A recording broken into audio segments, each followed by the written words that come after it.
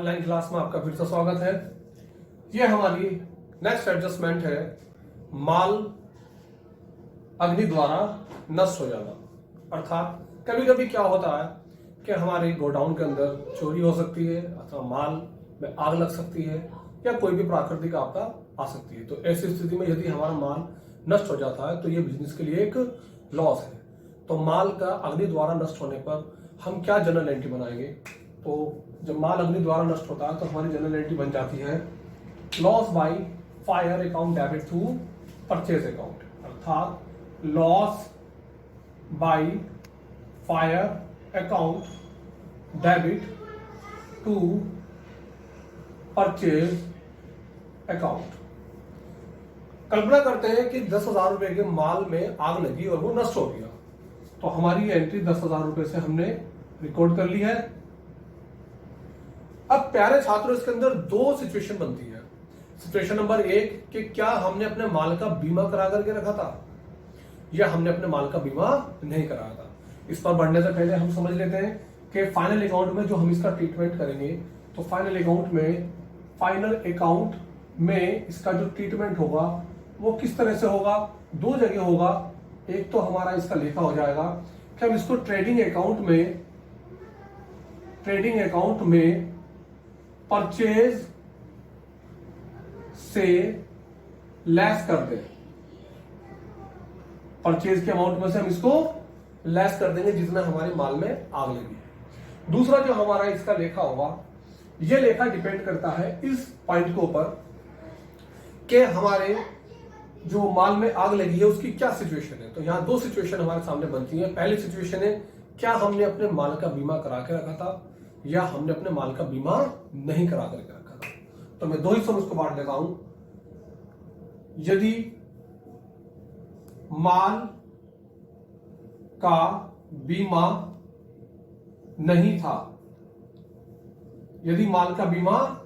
नहीं था, तो ऐसी स्थिति में जितना भी नुकसान हुआ है, ये सारा का सारा नुकसान व्यापारी को अथवा व्यापार को ही वहन करना होगा, उसी को उठाना होगा। तो ऐसी कंडीशन में हमारी एंट्री बन जाएगी, जो ये नुकसान हुआ है इस नुकसान को हम ट्रांसफर कर देंगे प्रॉफिट एंड लॉस अकाउंट में। और इसके लिए हमारी एंट्री बनेगी profit and loss account debit to loss by fire. अर्थात जो हमारे माल में आग लगने से नुकसान हुआ है 10,000 रुपए का, ये हम प्रॉफिट एंड लॉस अकाउंट में ट्रांसफर कर देंगे। तो दूसरी जो इसकी एंट्री होगी, पहली एंट्री मैंने बताया परचेज से माइनस करेंगे, और दूसरी एंट्री इसकी हो जाएगी प्रॉफिट एंड लॉस अकाउंट में डेबिट कर दे। अर्थात बैलेंस शीट या आर्थिक चिट्ठे से इसका कोई कनेक्शन नहीं है। अब ये हमने सिचुएशन नंबर 1 देखी है, यदि माल का बीमा नहीं था। अब हम सिचुएशन नंबर 2 देखते हैं। यदि माल बीमित था, बीमित मतलब insured, if goods were insured, तब ऐसी सिचुएशन में भी हमारे सामने दो सिचुएशन बनेंगी।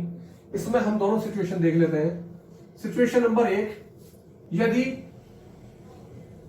पूर्ण भुगतान मिले, पूर्ण क्लेम मिले, यदि क्लेम की राशि पूर्ण क्लेम मिले।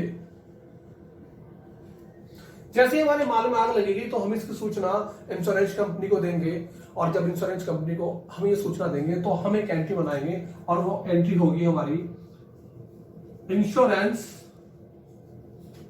Company account debit to loss by fire या ट्रेडिंग अकाउंट। एक ही बात है, यहां भी हम लिख सकते हैं। तो लॉस बाय फायर या ट्रेडिंग अकाउंट, हमने इंश्योरेंस कंपनी को इंफॉर्मेशन दे दी। अगर बीमा नहीं था तो ये लॉस बाय फायर के अमाउंट प्रॉफिट एंड लॉस में, और अगर इंश्योरेंस था तो हम इस नुकसान की इंफॉर्मेशन किसको दे रहे हैं? इंश्योरेंस कंपनी को। अब इंश्योरेंस कंपनी अगर पूरा क्लेम दे देती है हमको, तो हमारी एंट्री हो जाएगी ये 10,000 रुपए के लिए। अर्थात ये पैसा हमें कौन देगा? Insurance company. अब दूसरी सिचुएशन पे आते हैं, यदि पूर्ण क्लेम नहीं मिलता, तब ऐसी सिचुएशन में हम क्या करेंगे? यदि पूरा क्लेम इंश्योरेंस कंपनी नहीं लेती है, तब हम जितना क्लेम इंश्योरेंस कंपनी ने एक्सेप्ट किया, सपोज करो कि हमने 10,000 रुपए का क्लेम बताया कि हमारा माल 10,000 रुपए का था, बट इंश्योरेंस कंपनी जांच करा करके पाती है कि आपका 10,000 का नहीं बल्कि 6,000 रुपए का नुकसान हुआ, तो ऐसी सिचुएशन में इंश्योरेंस कंपनी हमें सिर्फ 6,000 रुपए का पेमेंट करेगी और बाकी 4,000 रुपए का नुकसान हमें स्वयं उठाना होगा। तो उसके लिए एंट्री बन जाएगी, इंश्योरेंस कंपनी अकाउंट हो जाएगा डेबिट और प्रॉफिट एंड लॉस अकाउंट भी हो जाएगा debit, and to loss by fire. हमारा नुकसान कितने का? 10,000 रुपए का। इंश्योरेंस कंपनी ने पूरा क्लेम नहीं दिया बल्कि 6,000 रुपए क्लेम दिया, तो 4,000 रुपए हमारे प्रॉफिट एंड लॉस में ट्रांसफर हो जाएंगे। ये हमने इंश्योरेंस कंपनी के ऊपर अभी क्लेम किया। और लास्ट, जब इंश्योरेंस कंपनी से क्लेम मिले, अभी हमने इंश्योरेंस कंपनी के ऊपर क्लेम किया है, जब इंश्योरेंस कंपनी से क्लेम मिलेगा तो इंश्योरेंस कंपनी में पेमेंट करेगी। उसके लिए हमारी क्या एंट्री बन जाएगी? Bank account debit to insurance company. यदि पूरा क्लेम मिलता है स्टूडेंट्स, तो हम 10,000 रुपए से एंट्री बनाएंगे, और अगर पूरा क्लेम ना मिलकर 6,000 रुपए क्लेम मिलता है तो हम यहां पर 6,000 रुपए से एंट्री बनाएंगे। लास्ट और इंपॉर्टेंट बात है कि यदि माल का बीमा नहीं था तो हमने क्या किया? ट्रेडिंग अकाउंट और प्रॉफिट एंड लॉस में इन दोनों को डाल दिया।